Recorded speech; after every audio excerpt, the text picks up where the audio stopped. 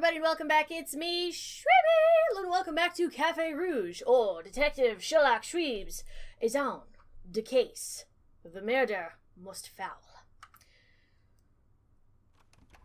Anton led me inside, closing the office door. It was very peaceful, despite the chilly atmosphere downstairs. I felt safe. Anton led me to the brown sofa. Please sit. I followed his lead, plopping myself down. Anton leaned against his office desk. Miss Black, I think it's safe to say now that the murderer from yesterday was hoping to catch you in the kitchen. By any means now, I want you to stay with at least 2 people during your shifts. Never be alone with anybody, or alone by yourself. Never be alone with? Suddenly it all clicked. You know who did it, don't you? My words caught him off guard. Yes. Who is it? Tell the police. The vampire authorities won't do anything. They're corrupted as it is. Then why don't you just tell me who? I can't. Anton jolted from his place, wandering to his office window. The blond man furrowed his brows, his face etched in frustration and torment of some kind. Was he all right? Anton? His head whipped back to me. I won't let anyone jeopardize your safety. You have my word, Miss Black. I sighed. No, he wouldn't tell me. And then I suddenly remembered. My pendant. I have to ask if he's seen it. Go ahead and ask now. I actually wanted to ask you, have you seen... The door burst open. You wouldn't believe what I just found. Demi stopped in the middle of the doorway. Bewildered, he looked back and forth between Anton and myself. In his hand, his fingers clutched a black choker and a plate of thin-shaped gold. My gold harp. My pendant! Huh? His eyes darted to me, surprise clear on his face. Ah, Demi, so you found Miss Black's pendant. Would you be so kind as to give it back? Demi stared confounded. Our eyes stared upon him, waiting. Seconds passed before he finally regained composure, walking up to me and dropping my heart trinket into my hand. Would you please wait downstairs, Demi? Narrowing his eyes, he left. The door shut quietly behind him. Well, does that answer your question? Perfectly! I love it! He chuckled, but his cheerful aura didn't reach me. Something wasn't right. Have you seen this before? My harp? Anton froze, his demeanor assuming a more serious note. He eyed me carefully, his face blank with expression. No. That's a lie, isn't it? Anton said nothing more. I eyed his face, waiting for any inkling of emotion to give him away. He revealed nothing. Now, let's put it back where it belongs. Bending down toward me, he lifted up my hair. His hands hooked the gold pendant to the tiny metal hoop dangling in the middle of my choker. The harp-shaped plate of gold hung from my neck. His red eyes pierced me, and I couldn't look away. Isis. Woo! He leaned closer. I could feel his breath on my face. Our lips were inches apart, and he continued to stare at me so intensely I could faint from sheer anticipation. He was so close. But then reality came back, and I realized that it was a vampire who was in front of me. I shut my eyes tight, fearful. To my dismay, his face wandered down. His nose trailed down to the nape of my exposed neck, breathing right into the hollow of my ears. I shivered at the intimacy. Anton? I gasped, feeling the tip of his tongue on my skin. How tantalizing. The murmur of his voice lulled me into a trance, drowning out my panic. I won't bite too hard. Obliging, I let him unbutton my collar. He ripped open my little black bow tie, desperately seeking more skin. I granted him permission, surrendering my flesh. Isis. 2 sharp fangs pricked my skin. I gasped at the pain, but soon it was replaced by something else. Sweet ecstasy seeped into the jugular of my veins, making me swoon in his arms. Anton continued to drink from me ravenously. Lizzie. Who? Breaking from my trance, I shoved him off me. Antone stared at me bewildered, but I was the one in utter perplexity. Reality hit me. What the hell was I doing? Letting my boss suck the blood off my neck? How did I become so pathetic? I felt so humiliating. Isis, I dashed out of his office. The tears continued to leak down my face, making my vision blurry. Didn't he say that he wouldn't bite me and all that stuff? Did he just forget about that whole agreement? Carelessly, I ran into someone, knocking him to the ground with me. Of course it'd be Demi. Getting up and out of his way, I ran out the kitchen door. I wanted to go home. I wanted to be alone. I sat on my bed, reminiscing. I had so many questions in my head unanswered. It left me frustrated and miserable.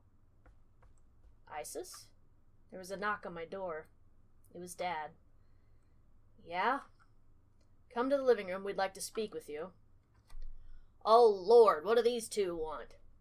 Mom and Dad sat on the living room couch, their faces stoic and cold. Whoa! Wait a minute. You will no longer be living here? What? What? How? We went from 0 to 1,000 so quick, and my phone fainted on the floor because of how exasperated I am right now. Are you kidding me? This girl is going through so much crap. Oh my god. What? What do you mean? We don't know what changed ever since our daughter's accident, but we know you are not who you say you are. We're sending you back to that woman. What were they talking about? I don't understand. It's not worth the money anymore, and my wife and I want our lives back. And our real daughter back. What? What are you talking about? You know you're not her. Our daughter is normal. You're not. That's why we're sending you back.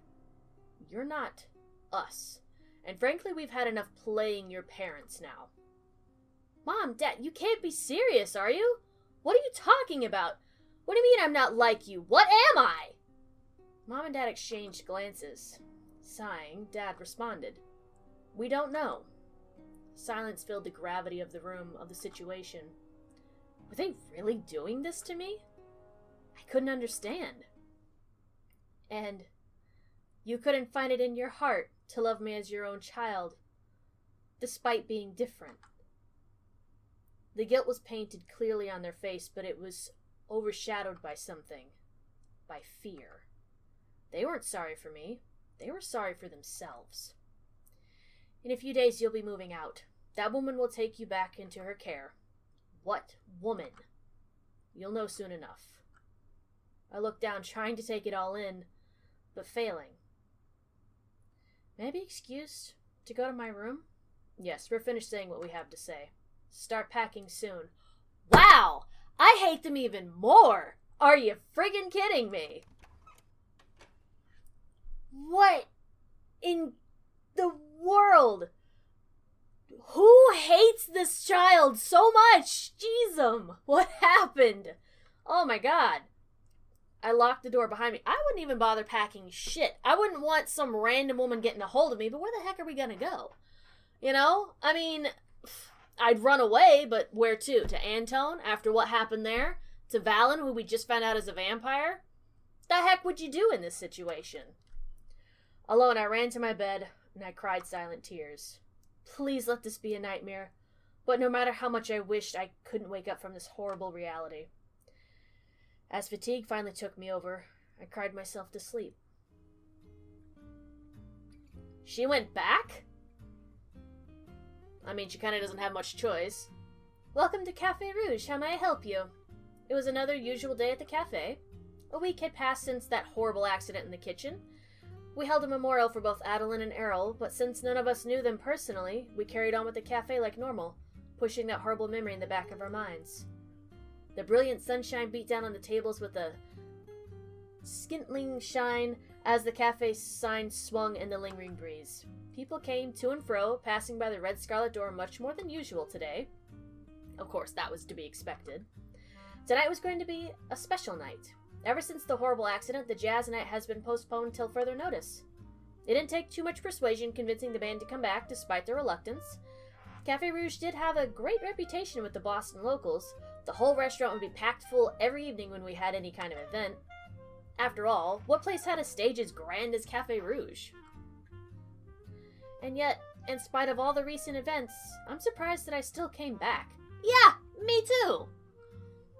One way or another, I was drawn to this place, whether by its beauty, its liveliness, or its sheer feeling of nostalgic happiness. I couldn't describe it. I should be getting back inside soon. Carrying my tray full of empty glasses, I walked back toward the Scarlet Door. Whatever was going to happen, was going to happen. But tonight, I was going to forget about myself and the luscious music of sweet jazz. Here's some more glasses, Aldo. I'm assuming he says thank you, but that's more Germanese, alright? Heading out toward the door, Aldo suddenly grabbed my hand. Wait, I think I'm needing some help. With loads on muffins. Take break from taking orders and help me in kitchen, please. Oh, sure then. Arigato. These muffins smell absolutely delish. The dining hall was crowded tonight. Nice. Standing in the dark, I stood concealed from the assembly of vampires sitting amongst the round tables.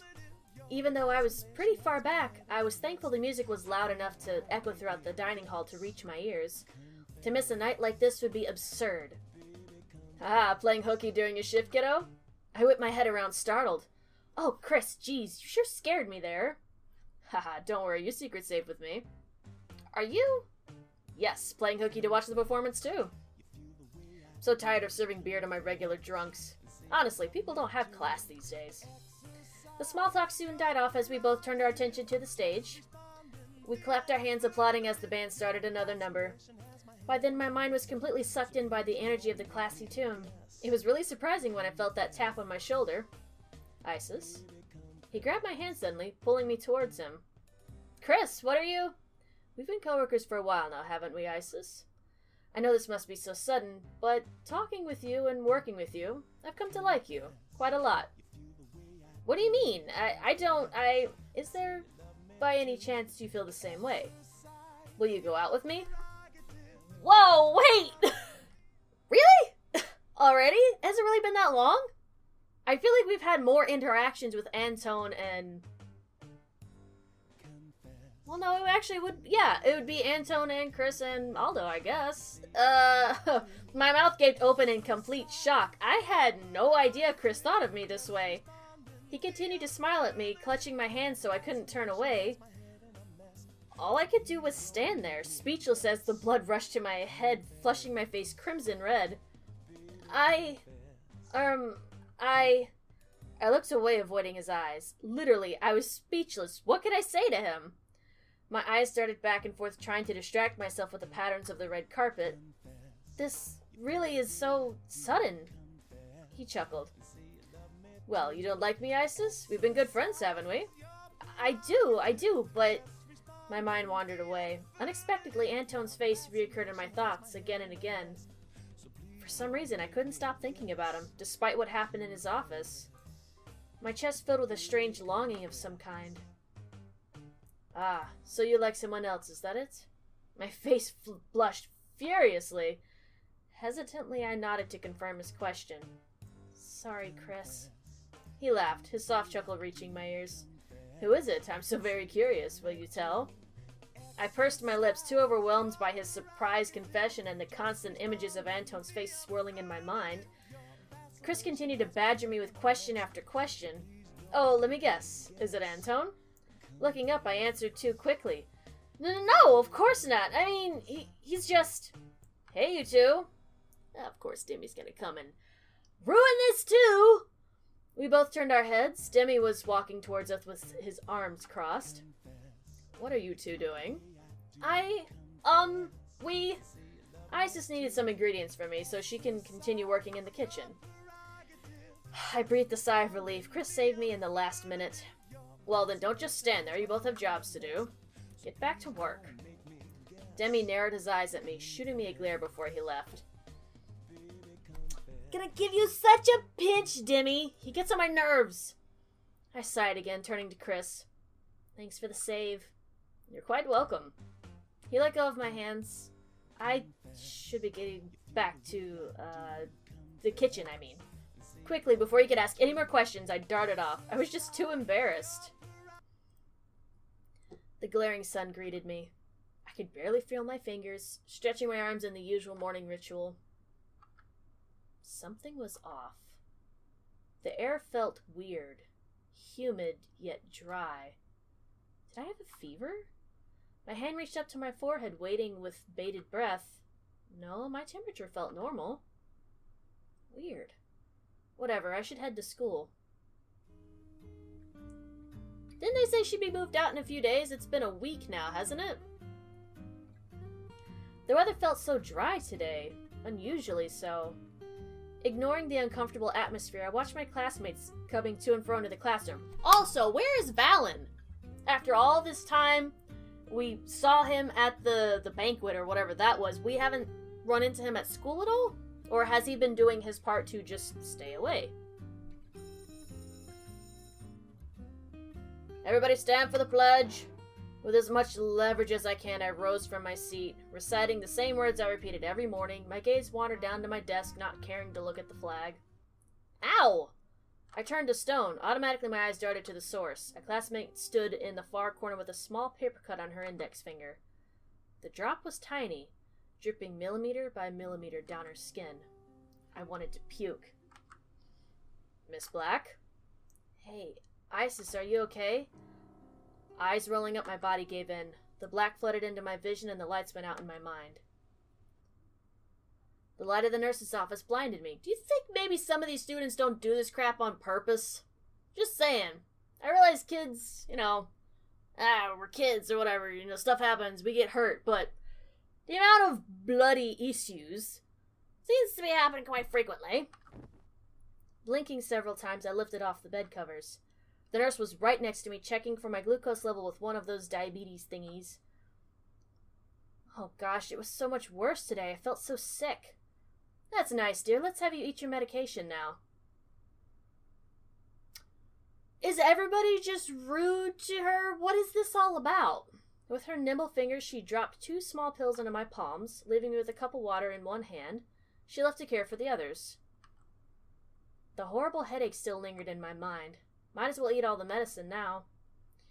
Do you even know what the medicine is? I would probably stop taking that. My head still felt a little dizzy. Anyway, time to head to another day of work. She seems very chipper about this, considering everything that's going on. I've arrived. Strange that everyone was in the dining hall. Aldo, Chris, Diane, Candace, and Demi. They weren't even moving, just standing around waiting. Diane, what's going... The sound of echoing footsteps reached my ears. To my dismay, the one person who I've been avoiding the past few days was walking into the hall. With nowhere to hide, I stepped back behind Diane. Her tall height would have to do for now.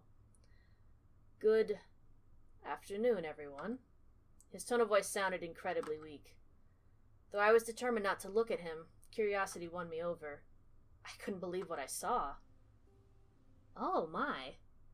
He does look really rough. Anton looked sickly pale, and his body moved with a strange, languid frailty. However you want to pronounce that. He struggled to even move his legs stride by stride across the red carpet flooring. Now, I don't have too big an announcement. He staggered, almost falling. Demi caught him just in time, but Anton pushed him away. Don't touch me. With the little strength he had, he lifted himself in an upright position. Anton swayed back and forth before he finally found his balance. I don't have too big an announcement. As you can all see, I am in no good condition to be working. So for the next few days, while I'm on my sick day, Demi will be in charge. Anton staggered again.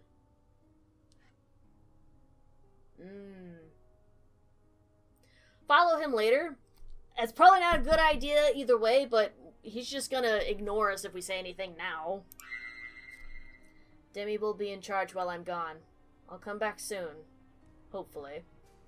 Antone staggered, striding in broken strides out the hall. I followed him outside the scarlet door. Antone didn't make it far before he fell down. Getting up, he leaned himself against a white round table. I thought you've been avoiding me. I jumped. He saw me? Are you okay? Not answering, Antone staggered a step forward. I was so determined not to do anything, but watching him like this was tearing me apart. Just before he fell on his next step, I caught him by the arm. Please, just tell me, are you okay? I spoke in hushed whispers, fearful of Antone's answer. Moments after, a flicker of tenderness crossed his face. He reached out toward my hair, brushing it lightly with his frail fingers. I'll be fine. You don't have to worry about me. Leaning down, Antone smiled. He stretched his hand out toward me. I flinched, and he quickly withdrew himself. Almost immediately I regretted what I did. The hurt stung clear on his face. For a long moment we both were dead silent. Then he sighed. Goodbye, Miss Black. Slipping his arm from my hold, he parted from me. His frail figure staggered across the corner, disappearing from my view. Only seconds later did I realize the tears streaming down my face. Ah. I couldn't let my emotions control over what I have to do. My job. Not only my job, though, but another thing. There was investigation still needed to be done. Afternoon, Aldo. Abdien, Miss Isis. What shall we do today? Aldo paused, looking over pots and pans. He seemed to be looking for something. I don't think I'll be needing the helps. But, please tidy up the kitchen, if you please. With that said, he left through the kitchen door. Guess I have some free time to myself. Time to investigate. Inspect... Well, let's start with the oven, considering that apparently is the thing that caused some of the death. There were a lot of ovens in the kitchen. Let me remember, which one was the oven that exploded? Walking over to the oven in the far corner, I noticed something peculiar. There was a funny smell, like benzene. It stunk horribly, and it was coming from the ground on the floor. Cautiously, I opened the oven door. Nothing seemed to be out of the ordinary. Was this really the one that exploded? I jumped. A flicker of flame shot out in my face, and I screamed, anticipating the burning pain. Strangely enough, nothing hurt. Waiting another minute, I touched my cheeks, my hair, my skin again. Nope, nothing. What the? I opened the oven door another crack. Flame shot out again, but this time I reached out with my hand above the fire. Nope, it wasn't burning at all. The heck? Oh, wait a minute. I see now. The flames are harmless. They don't have much gasoline to ignite the fires to a dangerous level. Like those Bunsen burners in chemistry class. I didn't take chemistry, so this is all new information to me. Which now added a new question. How did Adeline get burnt so easily? Or so badly? It's impossible that she could have died just by the flames. This malfunctioning oven couldn't have set off an explosion all by itself. Unless the killer added a catalyst of some kind. But what? Looking around, all I could spot or smell similar to gasoline was a small trace of it. I headed out the kitchen door. That was all I could find for now, and I shouldn't be alone by myself. Who knows what I would do if the murderer found me? Where should I go?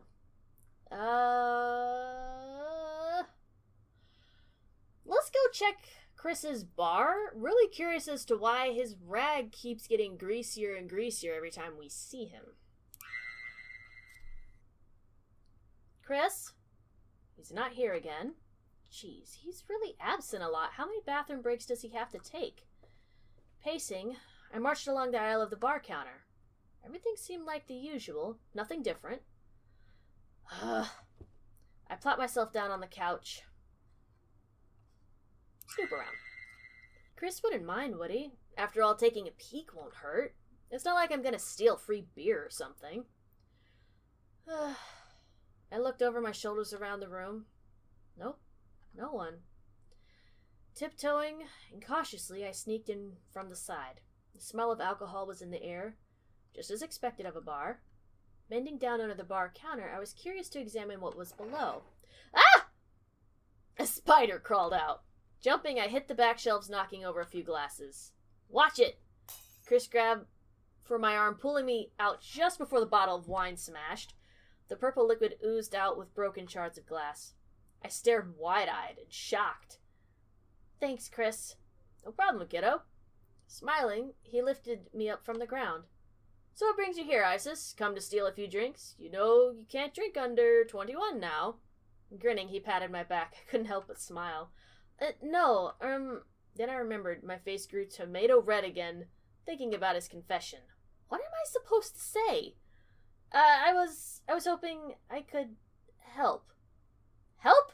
I was barely helping as it is. I broke one of his bottles. Chris won't get mad at me, though, would he? Haha, you could help me, though, now. But, I'll help you clean up, okay? I nodded clumsily. Bending down, I looked for a dustpan to sweep the shards into. Chris walked off looking for paper towels. While I was picking up the shards, my eyes wandered to the bottom shelves. There were bottles of glass cleaners, cups of wood polish, and a huge jug of bleach. Chris sure had a lot of stuff. Chris, could you get a... Chris? Was he not back yet? Chris? I could hear some commotion in the dining hall. Leaving the broken glass in the dustpan, I got up, heading out the bar. Ruh-roh. The place was all a ruckus. Something small darted under the tables too fast for me to see. Aldo, as well as everyone, was everywhere, either dodging the small thing or chasing it. It's okay, don't run now! Is it the thing that he had bundled? I hope it's a cat. Suddenly, it dashed out right between my legs. Ah! I yelped and tripped, falling to the ground with a thud. At first, I thought it was a rat, but it was way too big for one and too small for a cat. Oh? Ah! Miss Isis, help us catch the little thing. What? I screamed, something touching my behind. Immediately, I scrambled up and jumped onto a table. Don't run so much, Aldo. You'll only encourage it. Sukasa? What? Freaked out of my mind, I panicked again when the thing raced down right under us. Aldo followed and dove beneath. Oink. It's a pig? He got a baby pig? Poco grasso. Something... I have no idea what he's saying. He wrapped the creature in a big bundle of cloth. It was too concealed for all of us to see. What is that thing? Did it just snort? Oh my goodness, you have a pig. Oh, that's the cutest pig I have ever seen. That's the tiniest baby. Please name him Bacon. He lifted a tiny cover, revealing the pink thing. Its eyes were barely open now, tired from the chase. Diane and I swarmed around Aldo, trying to take a closer look at the teacup pig. Oh, those are super tiny. They're so tiny. Such an adorable... Oh, look at it. The eyes are even more irresistible than puppy dog eyes. Where did you even get this? Demi interrupted, grabbing Aldo's shoulder. Aldo, didn't Anton talk to you yesterday? You can't bring animals into the cafe. This is the third time you snuck your pig in. Oh, it's his pig. Thank goodness. So, he's not going to cook it? Is it a pet? I have confusion. I am very sorry. The chef lowered his head in shame. Still, I wasn't going to let my curiosity go unanswered. But Aldo, where in the world did you get this little guy anyway? Oh, I was visiting farmers markets all over town last week. I was only looking for some veggies, but then I saw a pinful of small piglets. Teacup piglets.